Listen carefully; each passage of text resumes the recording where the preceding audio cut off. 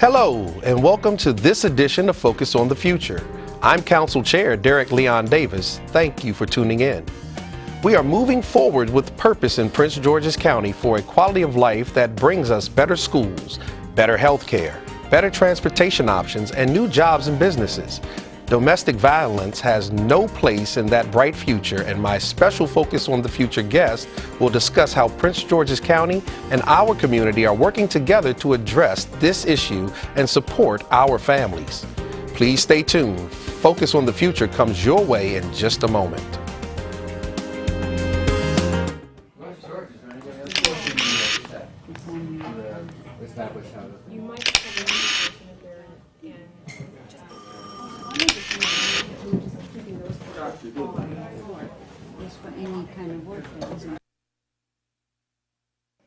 Welcome to Focus on the Future, a production of the Prince George's County Council. We're breaking new ground every day in Prince George's County, doing big things on purpose and celebrating major projects like the Regional Medical Center, new places to live, work, shop, and play, and the expansion of National Harbor. We're enhancing our quality of life and on our way to becoming the region's next economic powerhouse. This is Focus on the Future with your host, Council Chairman Derrick Davis. Hi, and thank you for tuning in to this edition of Focus on the Future. This program is a production of the Prince George's County Council. I'm your host, Council Chair Derrick Davis. On this edition of Focus on the Future, we are discussing how Prince George's County, together with the community, is comprehensively addressing the pervasive issue of domestic violence. All of us must work together to end the cycle of domestic violence, and I am encouraged by the progress we're making here in Prince George's County. My first guest for this conversation, Sheriff Melvin C. Welcome to this edition of Focus on the Future. Good to be with you, Mr. Chairman. Oh, great to see you again, Mr. Sheriff. And I know that we both are very ecstatic about Mr. Baker's inclusion of resources this year for the issue of domestic violence. Absolutely. And I was very glad that we were able, as my colleagues, 9 members of the council, were able to, what I would say, double down on that investment.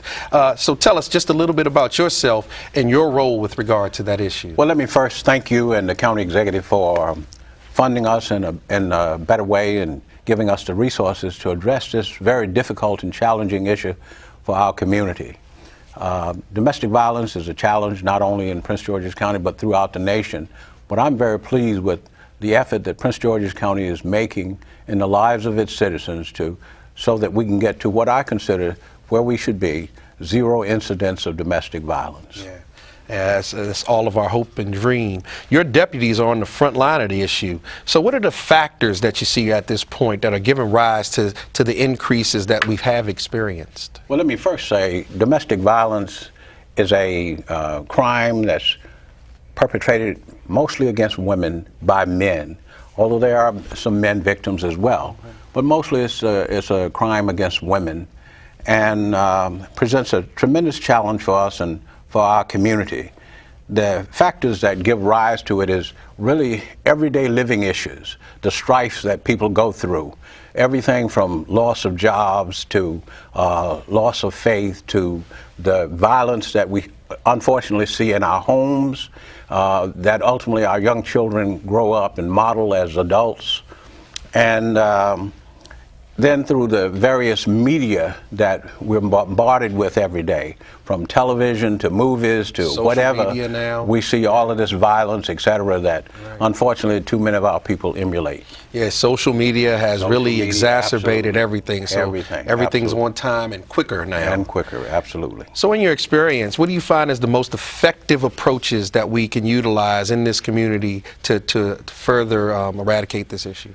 Well, I think awareness is critically key. If people are unaware of the resources and the availability of those resources to help them to deal with the challenges in their lives, then we don't have a good starting place. So clearly awareness, so that people are aware of this issue and the hurt and the harm that domestic violence causes within the individual's life, their family, and in our community. So that's a critical factor.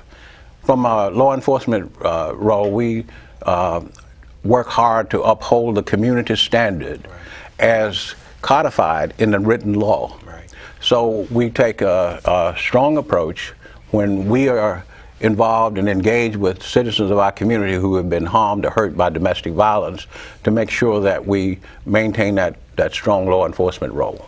You know, last legislative session, there were several bills that were introduced in the House. Some were successful, I believe, and maybe a few weren't. Are there any that you think that we should be considering, and maybe that's state legislation in most situations, but even some local things, anything on your mind that we could be attending to? As I was indicating to you, Mr. Chair, we think that the legislation passed in 1992 was a vast improvement and probably put Maryland at the lead in terms of addressing domestic violence. But there's always, as we go through these processes and our practice says that there are things we can still do better. I believe critical is the protective order issue, that we've got to make sure that we identify the availability of guns that might be in the house or available to an abuser. And so we need a checkbox on that form that says that the judge has clearly raised that issue to determine if there are guns in that house, and to require that offender turn over those guns and strengthen the sheriff or the police capacity to recover those firearms. Unfortunately, we see too many firearms used in the violence that we're facing. And so that's a critical issue that we have to address. Okay. And it sounds like, and we all know that the guns further exacerbate these issues. Absolutely. And there are a lot of people who are talking about different with respect to gun legislation. So it'll be interesting to see how this legislative session plays out. You brought up a point that comes to mind with regard to the sheriff's responsibility. Absolutely. And the police responsibility. And I know that there's a lot of collaboration between the two forces. So just talk to me briefly about both the specific role of the sheriff's office and the police department and how we work together with regard to that to deal with this. Well, one of the strengths that we have here in Prince George's County is the collaboration that we have and the partnerships that we formed. We work in concert with the police and with our social services and our private providers of services for domestic violence, and that's all managed and facilitated through something called the Domestic Violence Coordinating Council. We've just recently brought online something called the Family Justice Center. Right. The Family Justice Center brings all of the partners together. And so we honor our roles, but each of us then becomes advocate to the other partner on behalf of the victims and survivors of domestic violence. I like to call it a continuum of services, and as I've learned more about it with regard to domestic violence, I really see the level of collaboration. Absolutely. That goes in, and now I think we're at a point in our community where it's time for us to make sure that our citizens really understand and they really know what's out there for them to take advantage. Absolutely. Of when they're experiencing these harrowing situations. Absolutely. Whether they be females or males, as you said. Absolutely. On the top of the show. Sometimes it's brief, but I mean it's a smaller instance, but there are also males who go through this situation. And one of the critical functions I see in the role of the sheriff is educating our community, making people aware of the various services that are available to assist them in terms of breaking the silence, and breaking the silence is key to ending domestic violence in the lives of citizens of our community. Thank you, Chief High, for all of your work in this community and all of the work that we have to do moving forward. Appreciate you being here. Thank you. Well, it's time to take a brief break, but please stay with us. There's much more to come as we continue this important discussion about addressing domestic violence in Prince George's County. Focus on the Future returns in just a moment.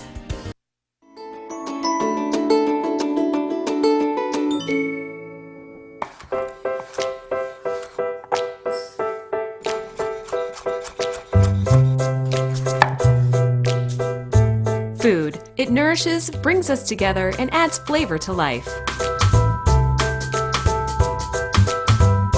That's why it's important to wash hands, surfaces, and fresh produce. Keep raw meat, poultry, and seafood separate from ready-to-eat foods like fruits and vegetables. And cook to proper temperatures using a food thermometer. Enjoy!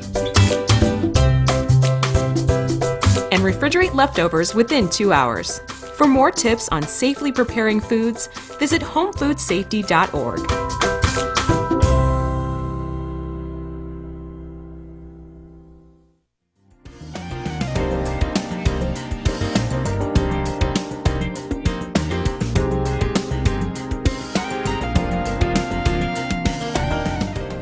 Welcome back to Focus on the Future, a production of the Prince George's County Council. I'm Council Chair Derrick Davis, your host.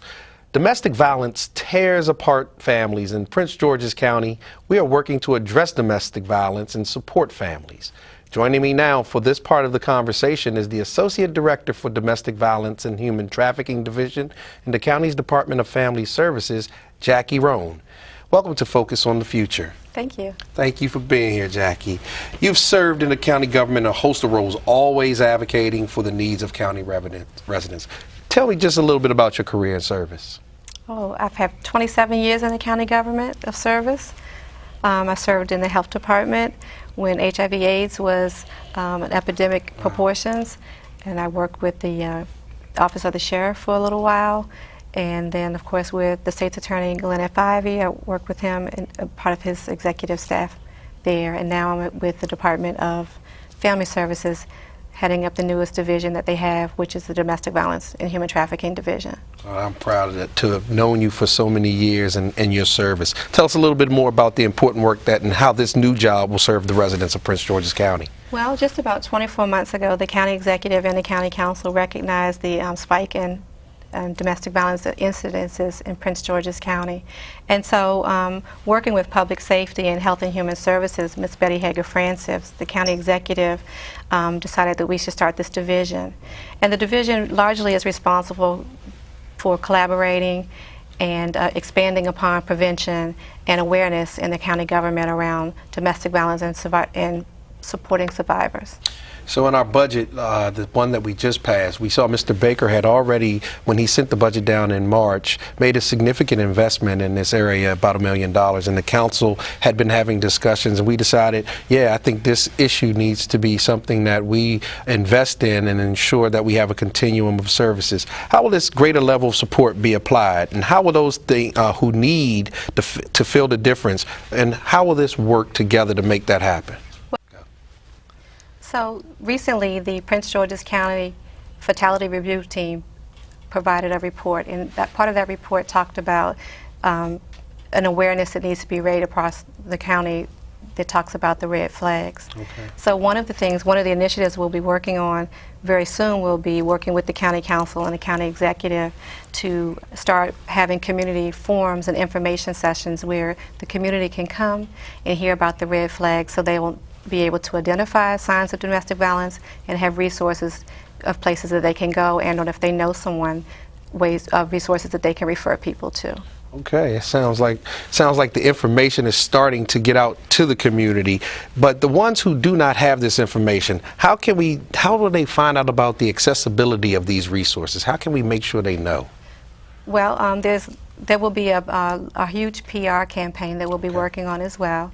And of course, we just opened the Family Justice Center, so that will be a resource for survivors to go to and get resources as well. You know, you often don't think about the fact that there needs to be a PR campaign to ensure folks who face this specter know that there's an avenue of support, there's a network of support, a continuum of support. So talk to me just briefly about the Domestic Violence Center, maybe a little bit of the work that went into making it happen, a little bit of the idea. I know this always brings a smile to your face and actually to mine when I look now and know that we've accomplished this goal. Just a little bit about the Domestic Violence Center. So the Family Justice Center is a one-stop shop where the members of the domestic violence network are housed in one place, so a survivor can come in, and depending on their specific needs, they can meet with different providers and get their services met.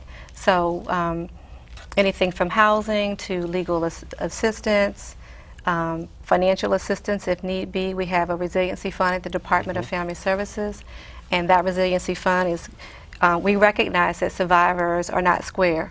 Right. And so we can't fit their particular situation into a peg, you know. Right. So that's what the resiliency fund is for, as well as the Family Justice Center. So we have some resources to try to help folks move forward as they go through this issue. So think about future plans, and we start to think about some of the things that we can do with regard to prevention. What are some of the things that we're talking about and discussing with regard to prevention? How can we get ahead of this as we focus on the future? So we're going to do a couple of things over the next 12 months. One is we'll be working with the school systems and Park and Recs to implement a healthy relationships curriculum in about 4 of the schools in the Prince George's County middle schools. We also will be working with Parks and Recs to offer the same curriculum to students that we recognize may not attend the public school system, so that they will have access to the same curriculum.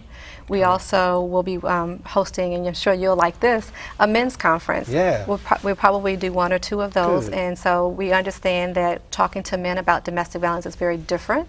And so we want to talk to them about their role in domestic violence and how we can create safer relationships around Prince George's County. You know, it's amazing, and I said to the sheriff earlier that folks don't realize that this is something that crosses gender boundaries, and the reality is we should realize it, because whether you're a perpetrator or the victim, there are 2 people in that situation, and a lot of this is incumbent upon our families and information and how we do things. It's a community effort, and it always makes me think about partnerships. Who are some of the current partners? And while you think about the current partners, tell me, who are some of the partners that we need to bring to the table? Well, we've talked quite a bit about there's an opportunity for our business community to come to the table. That's right. So we currently have several partnerships. One is with Zips Dry Cleaners, where they are working with us to provide gently used or worn clothes to survivors, so that we often know that they stray or leave their abuser with just the clothes on their back. So it's an opportunity for them to dress professionally and have that. We also are working with the financial institutions, offering domestic violence financial training to our banks and credit unions around the county. And I know we have faith-based partners as well. Yeah, we worked all of last year. We had about 3 different trainings with our faith-based community, where we educated and trained them on the red flags around domestic violence and how to identify it. We recognize that often survivors may go to their faith-based leader and say, you know, Pastor, my husband and I need marital counseling. Yeah. So we want the pastor to understand that it may not be marital counseling, it may be some domestic violence happening in that relationship, and so they can have a safe place to refer them to. I think that's so important. And what we know is that there are challenges that remain in front of us, but what we know is that if we work together and we create these partnerships, we bring the faith-based community, the business community, the government, and we communicate with our people, that we at some point will fight this specter and we'll get ahead of the curve on it. Well, thank you so much for being here this evening. Thank you for having me. I'll see you really soon. Okay. Well, it's time for another short break as we prepare to speak with my final guest, the director of the new Prince George's County Family Justice Center. Stay tuned. You don't want to miss my conversation with Denise McCain about the first center of its kind in Prince George's County. Focus on the future. We'll be right back.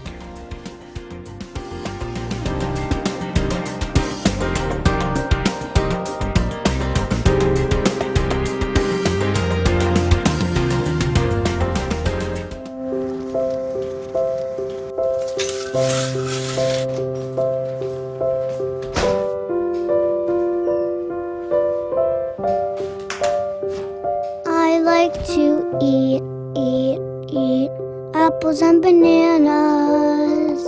I want to eat apples and bananas. I need to eat apples and bananas. Why can't I eat apples and bananas?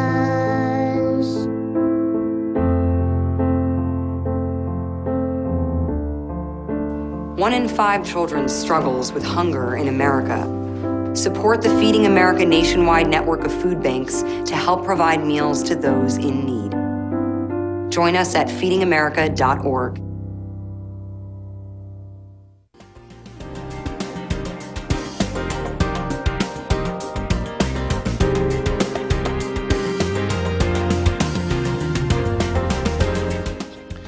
Welcome back to Focus on the Future, a production of the Prince George's County Council. I'm Council Chair Derrick Davis, your host. Domestic violence survivors can now comfort in knowing that when courthouse proceedings are over, they can conveniently make a short walk to the 19 service providers located in a one-stop shop called the Prince George's County Family Justice Center. Here now to tell us more about the center is the center's director, Denise McCain. Thank you for joining us on Focus on the Future. Thank you. It's my pleasure. You've been working really hard to raise awareness about this issue of domestic violence. What motivates you to do this work? Well, you know, this has seemingly been a part of my professional career. For years, I've been engaged in this issue as a grassroots advocate. I've worked as a legislative liaison. I've worked as a direct service provider. I've worked as a funder, making resources available to programs to address the needs of survivors throughout the state of Maryland. But if the truth be told, it's something that's very personal to me. I grew up in a home where I witnessed domestic abuse. So I understand it on many levels, and for that reason, I recognize how important it is to have people out there that are working, advocating for services and resources. So truthfully, that's really what brings me into this field. You do such phenomenal work. You're a leading domestic violence expert to us, researcher, program consultant with more than 25 years of experience in the field. And to know the personal story is quite touching. You know, what gives you the rise to these issues in this community? What do you think gives this rise and Well, you know, as the other guests have pointed out, you know, domestic violence knows no barriers. It crosses across, or I should say, it really affects people across all ethnic backgrounds, socioeconomic, educational, and there really isn't, as we've identified, resources that have been brought together in a manner which makes them accessible. Right. And sometimes it's very complicated. Survivors are forced to navigate what I would consider to be a very complex system. They have to speak to a number of people. They're forced to tell their stories over and over again, which can be traumatizing, essentially re-victimizing them. And at the end of the day, they may or may not even get what they need. So I think that when you look at the fact that we know that it's a very prevalent issue, as Sheriff High said, not just here in Prince George's County, but nationwide, we need to have resources in place that are accessible, but also that people are aware that they're here. And I think the county is doing a great job with the new initiatives to bring more awareness and services to citizens. Well, you know, it was for me as a council member and becoming council chair, we had several discussions. We had a town hall meeting last year, and we started to hear the stories as well as understand the services. And I was in amazement at how many entities in and outside of county government worked together in this continuum of services. We may have known just a little bit about the Department of Family Services and maybe our Department of Social Services. We knew a lot about the police department and the sheriff's department. We knew far less about the court system and how it worked, and we knew even less about the partnering. What we did know is that there was going to be a family justice center, and for us, in most situations, it was essentially a line item in a budget. And so when we looked at the line item in the budget and we started to investigate, we became very excited about the work that had been done. And I have to take a second to say Judge Sheila Tillerson Adams and the judges have been at the forefront of dealing with this issue for a very long time. And I have to applaud all of those services. And then to dig in and find out the things that our Department of Social Services and Family Services and our health department were doing, and our sheriffs and police and how they work in collaboration. This continuum needs a name, needs a home, needs to be replicated, and needs to be funded. And so talk to me about how this Family Justice Center that we just opened recently is going to help us create the prototypical way that we're going to deal with domestic violence in Prince George's County. Absolutely, and I will echo the sentiment. Kudos to the county executive for recognizing that this is an important issue, the county council, and of course, as you pointed out, the judiciary, Judge Adams, Judge Surratt, all of those who are at the ground level working very hard to make this a reality. And the Family Justice Center, you pointed out that it's the first of its kind in Prince George's County. Actually, there are 2 others in the state, but the Prince George's County Family Justice Center is unique in that we have a much larger continuum of service providers there. And for those who may not be familiar with this model, it's really a very innovative approach, whereby we have brought together this multidisciplinary team of professionals who are working together under one roof, which we call the co-located services, and they're providing a very coordinated response to survivors. They're able to meet with advocates, they're able to social services, they're able to have them expedited, they're able to have assistance from advocates who help them obtain protective orders. So again, it's a very broad array of services that do enhance and facilitate what's needed to help individuals become whole, to heal, and to recover. We have wonderful partners. As you know, it's a local government as well as community-based organizations. The Sheriff's Office, we have the Police Department, the State's Attorney's Office for the public safety side. We have the House of Ruth, we have the Family Crisis Center as our domestic violence advocates. We have the Women's Law Center, Catholic Charities providing civil legal services. We have Still I Rise, we have the Department of Health, Department of Social Services, Family Services. It goes on and on and on, but that's really what's needed to ensure that we are addressing the needs holistically and that someone would not be forced to, say, have to travel around the county, take a day off from work, needing childcare. They can come to this one center and have all of their needs met. You know, it is amazing because as I started the process of learning about this, I had such a scowl on my face. But as I dove deeper into the environment to see the partnering and the collaboration and the spirit of the individuals coming together to serve people in some of their most vulnerable situations, the smile starts to come back. Well, I'm happy you're smiling now. So as director, what's your vision? What's your vision for next with regard to the Family Justice Well, you know, Center? Sheriff High said it as zero tolerance for domestic violence. I mean, you know, perhaps that's somewhat too altruistic, and we realize that it's been around for centuries and will unfortunately continue to be a reality in our communities. But I would love, and I know that this center is going to evolve to become a full-service facility where it's fully integrated, where we're bringing in more partners that holistically address the needs of the community. In addition to that, ideally, I see the center as a beacon of hope for survivors. I want the community to know that Prince George's County cares about those individuals who have unfortunately been victimized. We want to be able to serve them with dignity and respect, and we want this to be a place that is welcoming and people know that this is something that can be addressed, that you can be empowered, you can live and thrive and really move on with your life. And as a council member and as a member of this community, we applaud your service, we applaud the vision, we applaud the efforts of all of the collaborators, the folks who are coming together to help citizens in their most vulnerable moments. What I seek sometimes is the replication of the idea so that it's not just a one-stop shop, not a one-stop shop, but there's several opportunities for one-stop shops. And while the sheriff may have articulated a very lofty goal, we're going to fight like heck together to move in that direction. Absolutely. Thank you so very much for being here, and I'm enjoying this, and I'm looking forward to more and more and more. Thank you. My pleasure. I want to commend the leadership and partnership of my guests today. Together, we are doing big things on purpose.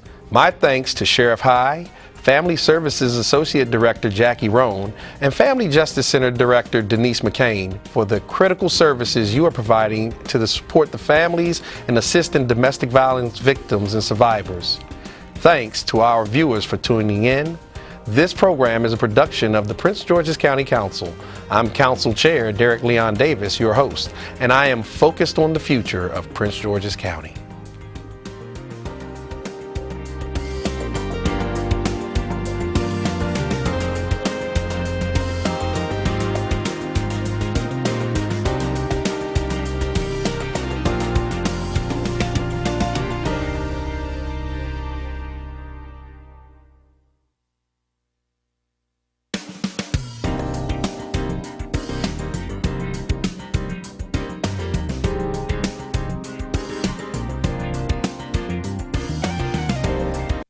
I come from a big family. I'm the oldest of 6.